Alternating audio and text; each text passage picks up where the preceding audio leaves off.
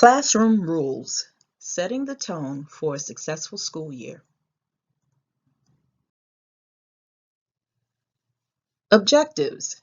Teachers will be able to explain the purpose of creating rules for the classroom, state the basic steps for creating classroom rules, and generate a list of classroom rules.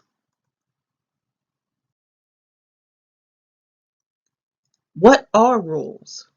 Rules determine what the classroom looks like, what type of behavior is acceptable and encouraged, and help students work towards a common goal. In other words, they set the tone.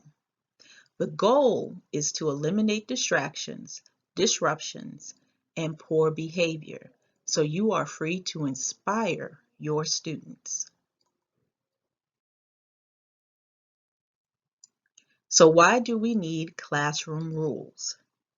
The first and most important reason that classroom rules are imperative and must be reinforced is for the safety of the children in the classroom. The rules also teach children discipline and self-control. And finally, they help eliminate stress.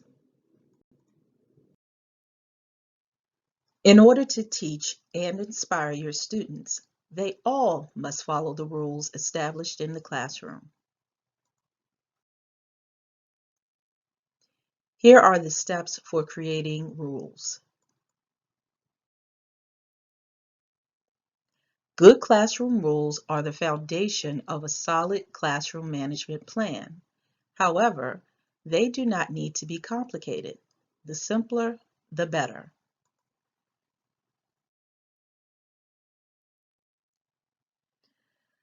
Step 1. Clarity.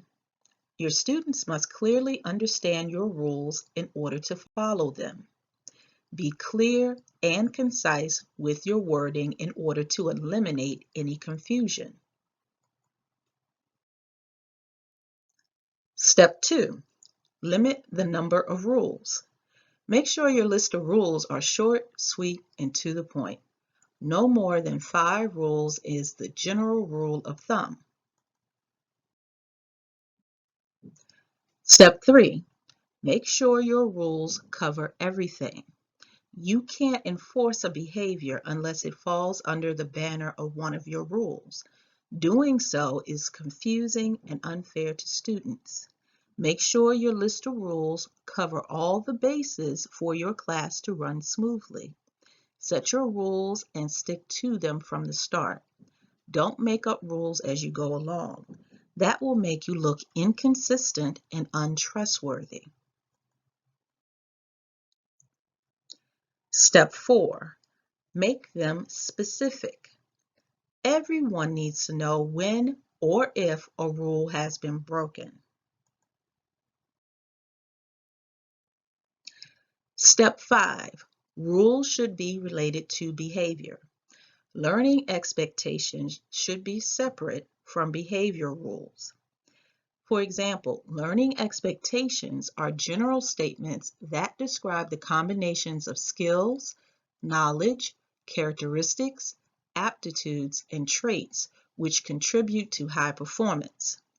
Examples of learner expectations are think critically and logically to communicate effectively, or utilize resources to achieve and set goals.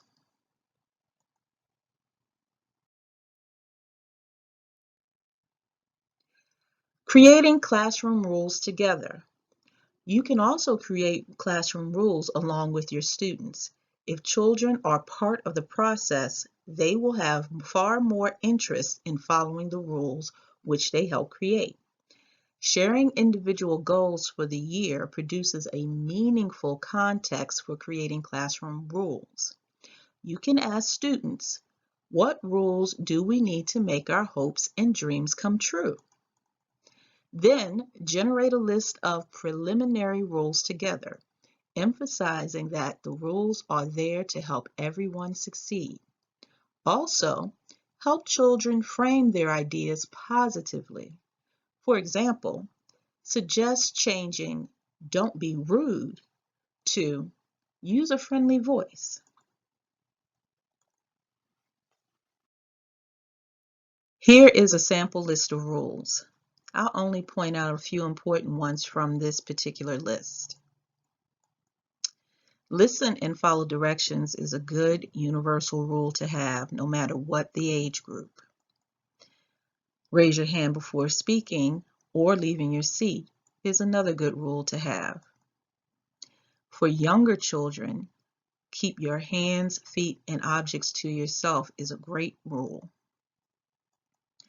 Be quiet when the teacher is talking is another good rule to consider.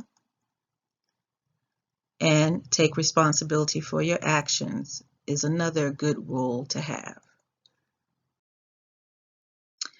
This is a continuation of the first list. I like be on time because sometimes you have students that transition from one class to another. I also like walk, don't run, because again, they need to know how to move in the hallway appropriately. So how do we teach classroom rules? 1. Teach the rules like a regular lesson. Discuss each rule individually, explaining the rationale behind it and ask for examples of how it could be broken. 2. Demonstrate the behavior. Modeling is a good technique for doing this. It typically includes these steps. The teacher names the expected behavior and connects it to a classroom rule. The teacher or student demonstrates the behavior.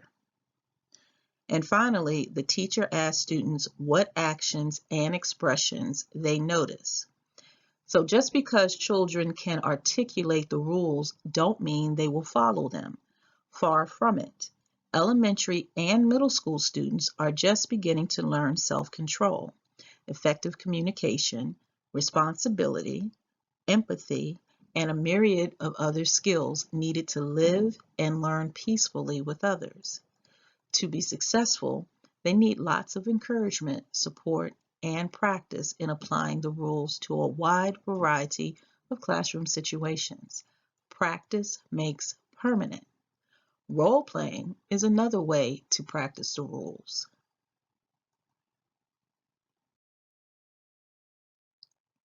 So here are some fun ways to teach rules. Story writing. You can ask students to write stories in pairs or as individuals, imagining rebellious students who are not properly following your classroom rules and procedures. Power writing. Ask students to write as much as they can in 1 minute about a particular classroom procedure. They can share these with a partner and then with the class in a think, pair, share format. Drawing. Invite students to draw scenarios involving proper classroom procedures on posters that can be displayed in the classroom. Finally, do a class presentation. Using Google Slides or PowerPoint, have students create a slide to explain a particular classroom procedure in detail. Combine the slides to make a whole class presentation where each group presents its slide. Number 3, post the rules. Students can't be expected to remember every rule after only hearing them once. Post them somewhere visible so they can be easily referenced. Some teachers even send students home with their own copies.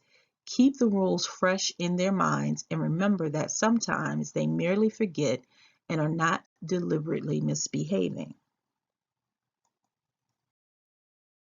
Number 4, talk about the rules often. Keep the conversation going as the year progresses because posting the rules isn't always enough. Issues will come up that require you to revisit your guidelines with individuals, groups of students, and even the whole class. No one is perfect, and your students will need to reset sometimes. Responding to rule breaking. When students break the rules, one of the ways teachers respond is with logical consequences. Logical consequences are non-punitive. They help students recognize the effects of their actions and fix any problems their actions may have caused. Logical consequences are respectful of the student, relevant to the mistake, and reasonable for the teacher to implement and the student to carry out.